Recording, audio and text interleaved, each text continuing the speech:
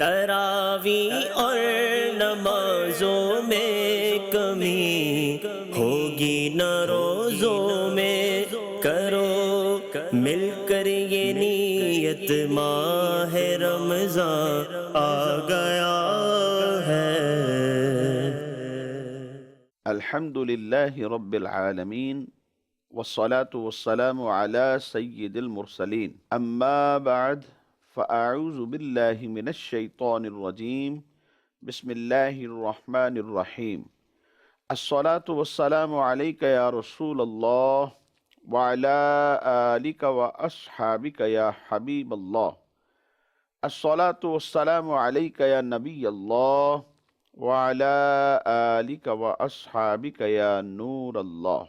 حضور نبی پاک صلی اللہ تعالی علیہ وآلہ وسلم کا ارشاد پاک ہے، جو مجھ پر 100 مرتبہ درود پاک پڑھے، اللہ تبارک و تعالی اس کی ان دونوں آنکھوں کے درمیان میں یہ لکھ دیتا ہے کہ یہ شخص نفاق اور جہنم کی آگ سے بری ہے، اور کل بروز قیامت اللہ تبارک و تعالی اسے شہداء کے ساتھ رکھے گا۔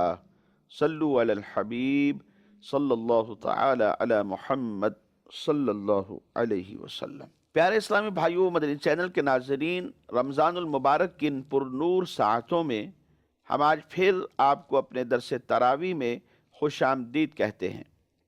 حصول ثواب کی خاطر اچھی نیتیں بھی فرما لیجئے کہ فرمان مصطفیٰ صلی اللہ تعالی علیہ وآلہ وسلم ہے، نیت المؤمن خیر من عملہ، مومن کی نیت اس کے عمل سے بہتر ہے۔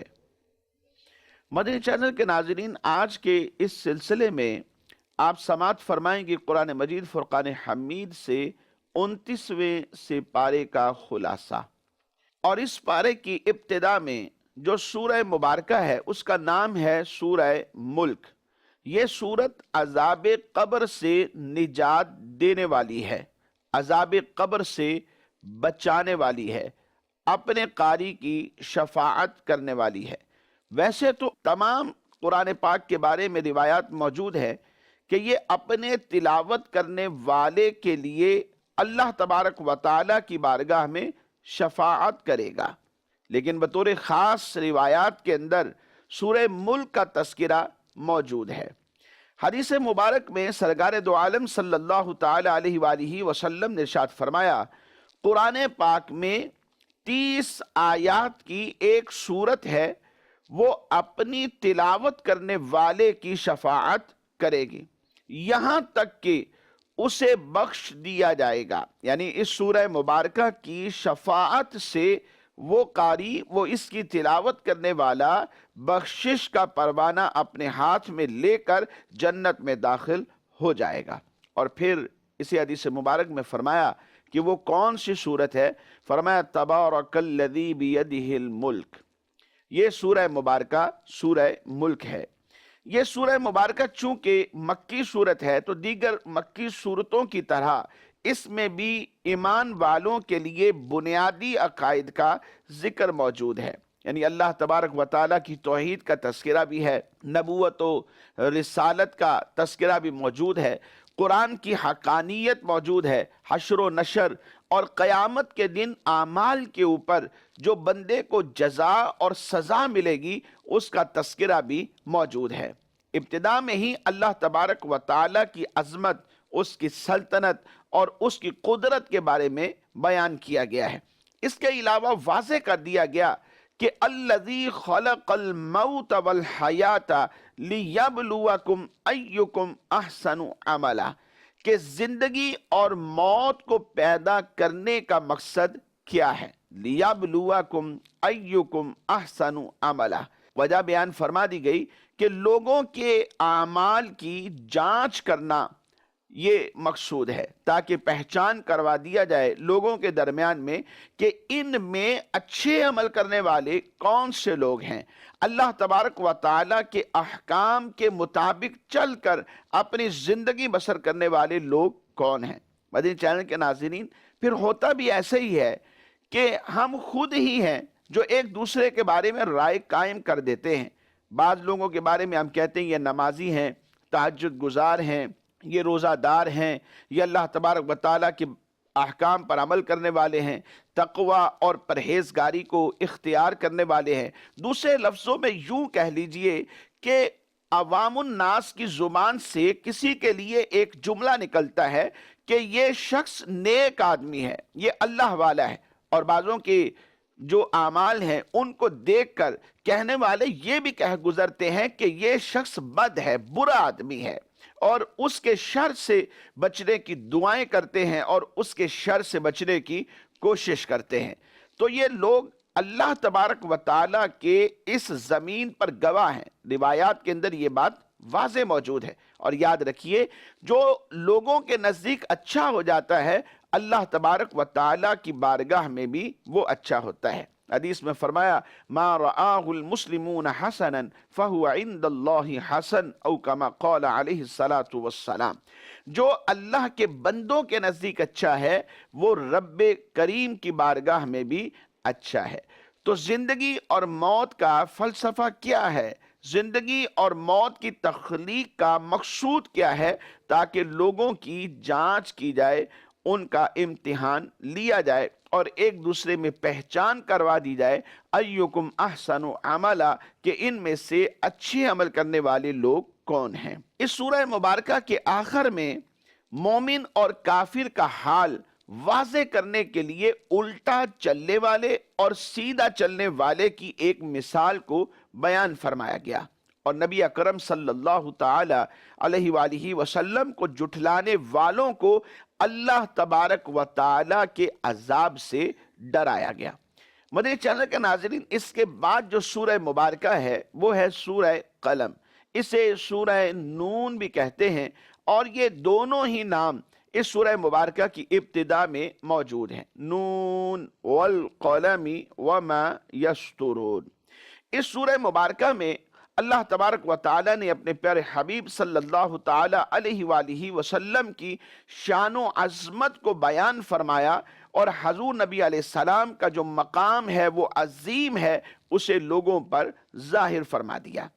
کفار نے سرکار دو عالم صلی اللہ تعالی علیہ وآلہ وسلم کی شان میں گستاخی کی، وہ جو گستاخی کرتے تھے اور گستاخی کرتے ہوئے نبی اکرم صلی اللہ تعالی علیہ وآلہ وسلم کے لیے معاذ اللہ یہ کہہ دیتے تھے کہ آپ مجنون ہیں۔ قرآن نے کہا یا ایہا الذی نزل علیہ الذکر انک لمجنون، اے وہ شخص جس پر قرآن نازل کیا گیا ہے، بے شک تم مجنون نہیں ہو۔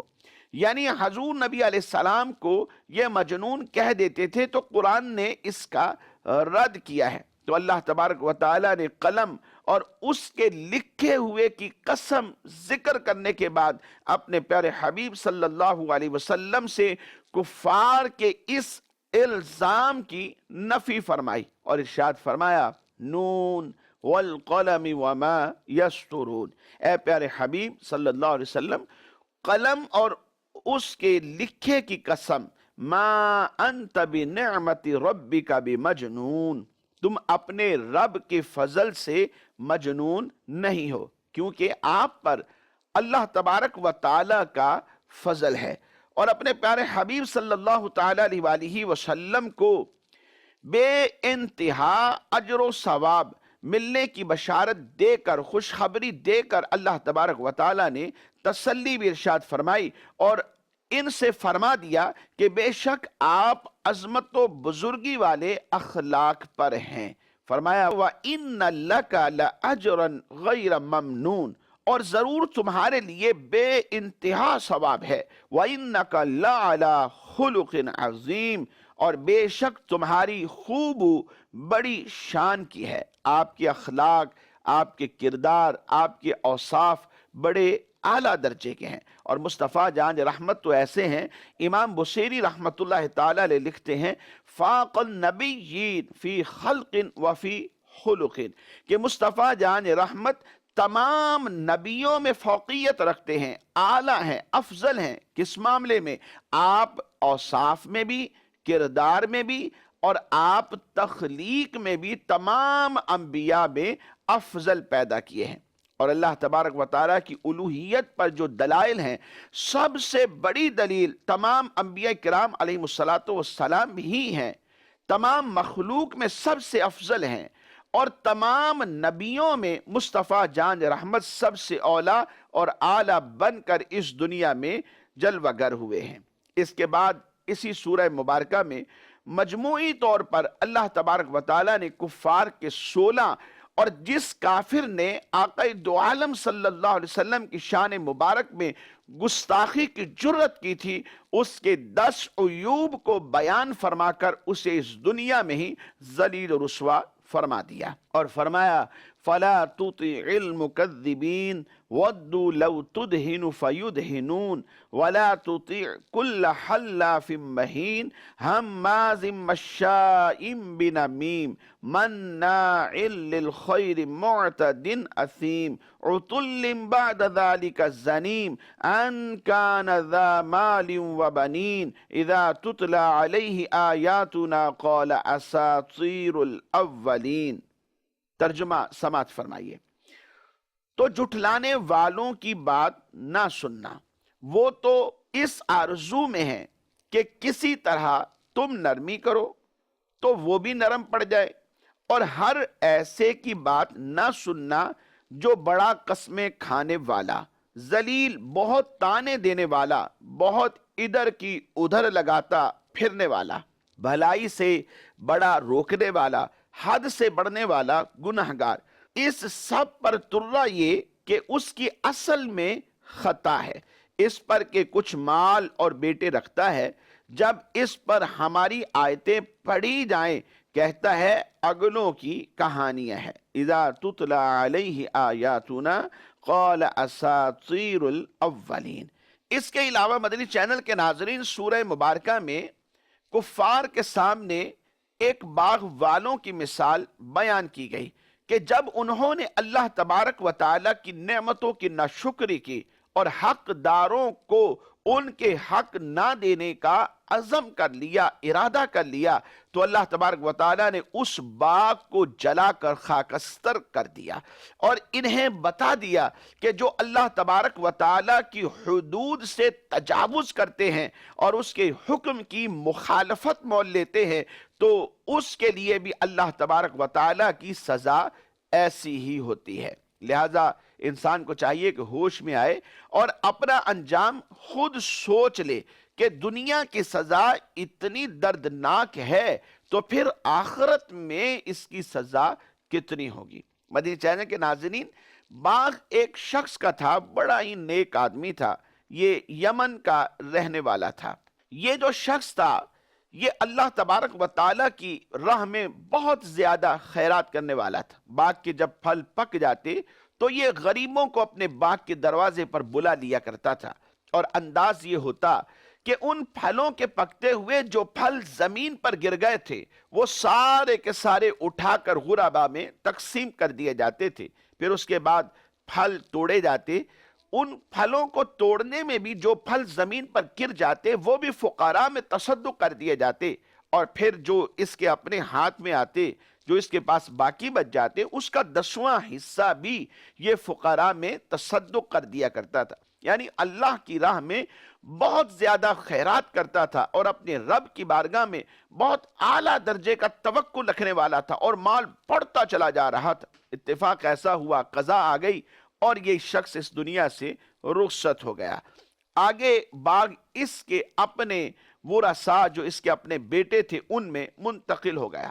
اس کے 3 بیٹے تھے، تینوں ہی اس باغ کے وارث بن گئے۔ اب ان تینوں نے باہم مشورہ کیا کہ جب باغ پک جاتا ہے اور پھل تقسیم کیے جاتے ہیں تو جس طرح ہمارا والد کیا کرتا تھا، اگر ہم بھی ایسے ہی کرنے لگ گئے تو ہم تو دنوں میں دیکھتے ہی دیکھتے غریب ہو جائیں گے، لہٰذا ہم نے احتیاط کرنی ہے، غرباء کو پتہ ہی نہیں چلنے دینا، راتوں رات منہ ادھیرے جائیں گے اور جا کر کے پھل توڑ کر ہم لے آئیں گے، اس طرح غرباء کو پتہ نہیں چل سکے گا۔ آپس میں قسمیں کھا لیں، ارادے کر لیے، وعدے کر لیے اور سو گئے تاکہ صبح اندھیرے منہ اٹھیں گے اور باغ کی طرف چل پڑیں گے۔ اللہ تبارک و تعالیٰ کی قضا آئی کہ ان کا باغ جل گیا، خاک بن گیا۔ جب صبح یہ وہاں پہنچے تو کیا دیکھتے ہیں کہ باغ وہاں اصلی حالت میں موجود ہی نہ تھا۔ یہ کہنے لگے کہ شاید ہم بھول گئے ہیں اور ہم کسی اور کے باغ میں۔ پھر ان میں سے ایک شخص تھا جو عقل مند آدمی تھا، پہلے بھی ان کو منع کرتا تھا لیکن یہ لوگ باز نہیں آتے تھے۔ اس نے پھر ان کو تنبیہ کی کہ میں تمہیں نہ کہتا تھا کہ تم ایسا نہ کرو۔ بہرحال سب نے پھر مل کر اللہ تبارک و تعالیٰ کی بارگاہ میں اپنے ان ارادوں پر توبہ اور استغفار کی۔ رب کریم نے اس سے بہتر پھر مال ان کو عطا فرما دیا۔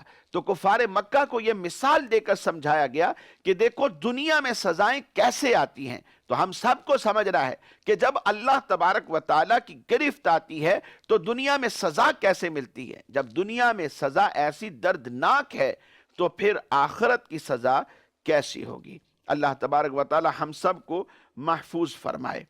مدنی چینل کے ناظرین، اس کے علاوہ اس سورہ مبارکہ کے آخر میں کفار کے حسد و عناد کا ذکر کیا گیا اور یہ بتایا گیا کہ نبی اکرم صلی اللہ تعالی علیہ وآلہ وسلم تمام جہانوں کے لیے شرف کا باعث بن کر اس دنیا میں جلوہ گر ہوئے ہیں، تو ان کی طرف جنون کی نسبت پھر کس طرح کی جا سکتی ہے۔ اس کے بعد سورہ حاقہ ہے۔ حاقہ قیامت کے ناموں میں سے ایک نام ہے۔ اس کا معنی ہے یقینی طور پر واقع ہونے والی، یعنی قیامت جو ہے وہ یقینی طور پر واقع ہونے والی ہے۔ اس سورہ مبارکہ میں قیامت کی ہولناکیوں کا ذکر کیا گیا اور بتایا گیا کہ قیامت واقع ہونا یہ ایک یقینی اور قطعی بات ہے، اس میں کسی ڈاؤٹ کی گنجائش نہیں ہے، اور اس کی دہشت اور اس کی ہولناکیاں اور اس کی جو شدت ہے اس کا کوئی بھی اندازہ نہیں لگا سکتا۔ رب کریم ہم سب کو محفوظ فرمائے۔ کفار مکہ کو اس سورہ مبارکہ میں نصیحت کرنے کے لیے قوم عاد اور قوم سمود کا دردناک انجام جو تھا وہ بیان کیا گیا اور بتایا گیا کہ وہ دیگر جرائم کے علاوہ دلوں کو دہلا دینے والی قیامت کو بھی جھٹلاتے تھے۔ فرعون اور اس سے پہلے الٹنے والی بستیوں کا ذکر بھی ان کے سامنے کیا گیا کہ اللہ تبارک و تعالیٰ کے رسولوں کو جھٹلانے کی وجہ سے اللہ تبارک و تعالیٰ نے انہیں زیادہ سخت گرفت میں پکڑ لیا۔ تو اس لیے تم سمجھ جاؤ، اس دنیا میں ہی سمجھ جاؤ، نہ تو قیامت کے وقوع کا انکار کرو اور نہ ہی اللہ کی طرف سے جو رسول آئے ہیں ان کا انکار کرو، کیونکہ پچھلی قوموں نے یا پچھلی امتوں نے جب یہ انکار کیا تو اللہ کی طرف سے عذاب میں مبتلا ہوئے۔ اگر تم بھی ایسے ہی کرو گے تو تمہارے اوپر بھی عذاب آ سکتا ہے۔ اس سورہ مبارکہ کی آخر میں دلیل کے ساتھ بیان کیا گیا کہ نبی اکرم صلی اللہ تعالی علیہ وآلہ وسلم اس دنیا میں سچے رسول ہیں۔ اس کے بعد ہے سورہ معارج۔ معارج کا معنی ہے بلندیاں، اور اس سورت کی تیسری آیت میں مذکور لفظ المعارج کی مناسبت سے اس سورہ مبارکہ کا نام بھی سورہ معارج رکھا گیا۔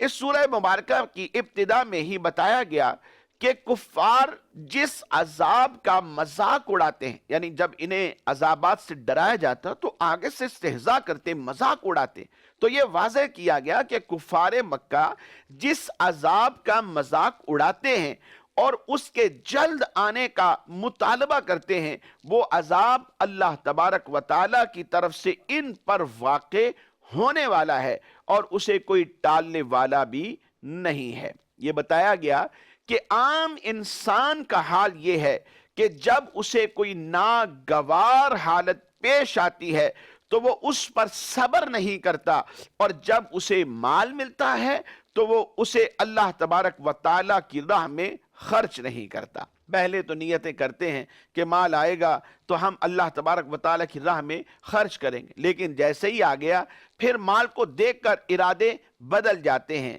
تو ان لوگوں کے بارے میں ان کا جو عام حال تھا اسے بیان کر دیا گیا۔ کوئی ناگوار حالت پیش آتی ہے تو صبر نہیں کرتے، چیخنے لگتے ہیں، چلانے لگتے ہیں، لوگوں کو بتانے لگتے ہیں، گویا صبر کی بات ہوتی کوئی نہیں اور مسائب پر صبر کرنے کی صورت ہی قائم نہیں کرتے، اور جب اللہ کی طرف سے نعمتیں ملنا شروع ہوتی ہے، مال کی فراوانی ہوتی ہے، تو تب بھول جاتے ہیں کہ ہم نے اس مال کو اللہ تبارک و تعالی کی راہ میں بھی خرچ کرنا ہے۔ جبکہ فلاح پانے والے جو ایمان والے ہیں، ان کے جو اوصاف قرآن نے بیان کیے ہیں، ان میں سے ایک وصف یہ ہے وَمِمَّا رَزَقْنَاهُمْ يُنْفِقُونَ، کہ جو اللہ کا دیا ہوا مال ہے یہ اسی میں سے اس کی راہ میں خرچ کر دیتے ہیں۔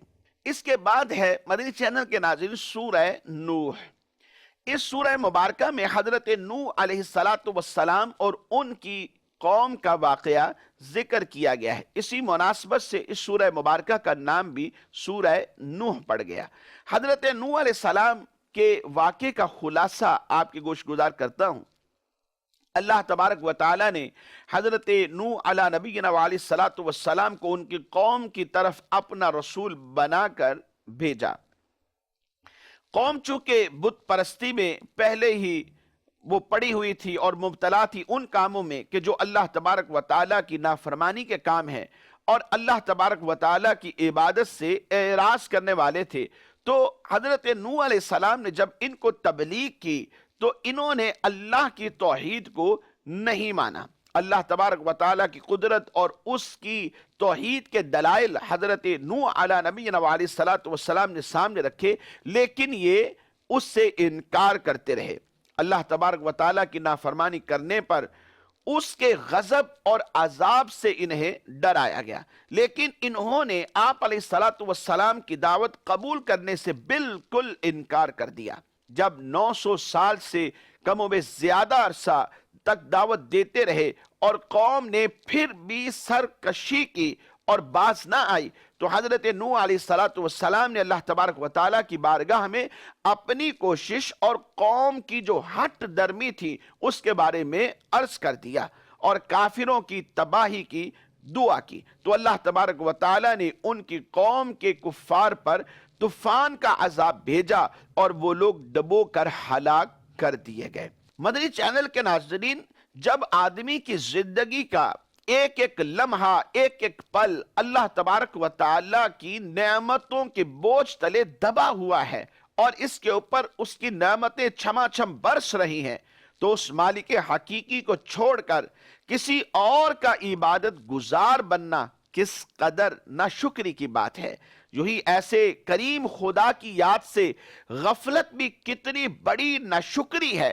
حالانکہ بندے کو اپنے رب کا شکر گزار ہونا چاہیے کہ موسلادھار بارش بھی اس پر وہی برساتا ہے، اولاد بھی وہی دیتا ہے، مال بھی وہی عطا کرتا ہے، باغیچے اور باغات بھی وہی عطا فرماتا ہے۔ دنیا کی ہر نعمت جو ہے اسی کی بارگاہ سے عطا ہوتی ہے، اور وہ خود اس بات کو بیان فرماتا ہے فَقُلْتُ اسْتَغْفِرُوا رَبَّكُمْ۔ نوح علیہ السلام نے اپنی قوم سے کہا کہ تم اپنے رب کی بارگاہ میں استغفار کرو۔ فَقُلْتُ اسْتَغْفِرُوا رَبَّكُمْ إِنَّهُ كَانَ غَفَّارًا يُرْسِلِ السَّمَاءَ عَلَيْكُمْ مِدْرَارًا وَيُمْدِدْكُمْ بِأَمْوَالٍ وَبَنِينَ وَيَجْعَلْ لَكُمْ جَنَّاتٍ وَيَجْعَلْ لَكُمْ أَنْهَارًا۔ تو میں نے کہا اپنے رب سے معافی مانگو، بے شک وہ بڑا معاف فرمانے والا ہے، تم پر شراٹے کا می بھیجے گا اور مال اور بیٹوں سے تمہاری مدد کرے گا اور تمہارے لیے باغ بنا دے گا اور تمہارے لیے نہریں بنائے گا۔ تو مدنی چینل کے ناظرین، جو رب ساری نعمتیں عطا فرماتا ہے تو ہمیں چاہیے اس کے شکر گزار رہیں، اور اللہ تبارک و تعالیٰ کی شکر گزاری کے لیے اس کے احکام پر عمل کر کے اس دنیا میں ہی اسے راضی کر لیں، اور اپنے گناہوں پر کثرت کے ساتھ معافی مانگتے رہیں کہ استغفار وہ دولت ہے کہ جس کی بدولت رب کریم بندے کو معافی بھی عطا فرماتا ہے، اگرچہ اس کے گناہ آسمان کی بلندیوں کو چھو رہے ہوں، وہ اپنے فضل اور اپنی رحمت کا صدقہ اپنے بندوں کو معافیاں عطا فرماتا ہے، اور پھر اس کے ساتھ ساتھ اس کی نعمتوں کی بارشیں بھی بندے کے اوپر برسنے رکھتی ہیں اور وہ اپنے انعامات سے بندے کو نواز دیتا ہے۔ مدنی چینل کے ناظرین، اس سورہ مبارکہ کے بعد سورہ جن ہے۔ اس سورہ مبارکہ میں چونکہ جنات کے احوال اور ان کے اقوال کا ذکر کیا گیا ہے، اسی مناسبت سے اس سورت کا نام سورہ جن رکھا گیا۔ ابتدا میں ہی بیان کیا گیا کہ نبی اکرم صلی اللہ تعالی علیہ وآلہ وسلم کی زبان اقدس سے قرآن مجید کی تلاوت سن کر جنات کا ایک گروہ ان پر ایمان لے آیا، اور اس نے اللہ تبارک و تعالی کی وحدانیت کا اقرار کیا اور یہ اعلان کیا کہ اللہ تبارک و تعالی بیوی اور اولاد سے پاک ہے۔ مدنی چینل کے ناظرین، جنات کے اس واقعے کا تذکرہ سورہ احقاف 26ویں سپارے میں بھی گزر چکا ہے۔ اس سورہ مبارکہ کے آخر میں یہ بتایا گیا کہ اللہ تبارک و تعالی اپنے پسندیدہ رسولوں کو غیب کا علم عطا فرماتا ہے، اور اللہ تعالیٰ اپنے رسولوں کی طرف جو وحی فرماتا ہے فرشتے اس کی حفاظت کرتے ہیں۔ مدنی چینل کے ناظرین، آج کے اس سلسلے کا جو وقت ہے وہ اختتام کو پہنچا۔ آئندہ تک کے لیے اجازت دیجیے، دعا گو ہیں اللہ تبارک و تعالی جو کچھ بھی سنا ہے ہم سب کو اس پر عمل کی توفیق عطا فرمائے۔ آمین بجاہ النبی الامین صلی اللہ تعالی علیہ وآلہ وصحبہ وبارک وسلم۔ تراوی اور نمازوں میں کمی ہوگی نہ روزوں میں، کرو مل کر یہ نیت، ماہ رمضان آ گیا۔